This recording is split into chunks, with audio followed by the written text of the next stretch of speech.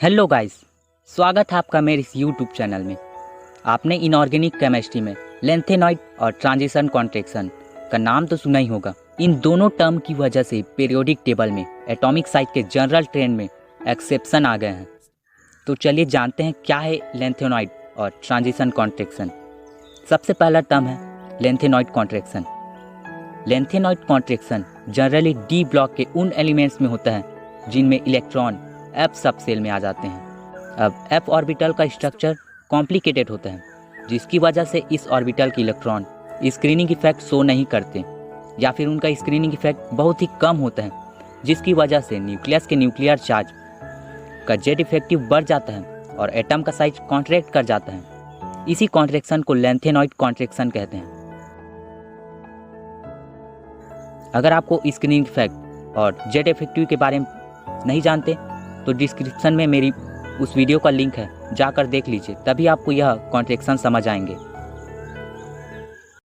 चलिए बढ़ते हैं हम अपनी अगली टर्म की तरफ, transition contraction.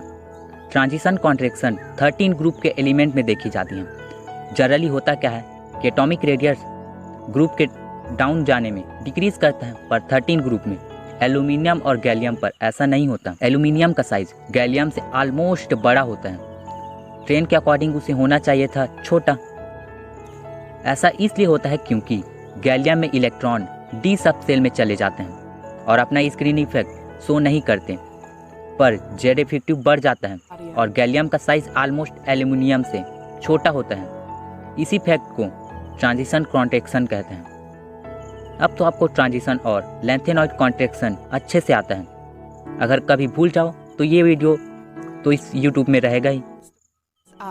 Transition contraction electron के डी सब सेल में जाने की वजह से होता है और लेंथेनॉइड कॉन्ट्रैक्शन इलेक्ट्रॉन के एफ सब सेल में जाने की वजह से होता है। I hope you like this video and learn from it. Please like, share and subscribe to my channel and also press the bell icon. Thank you.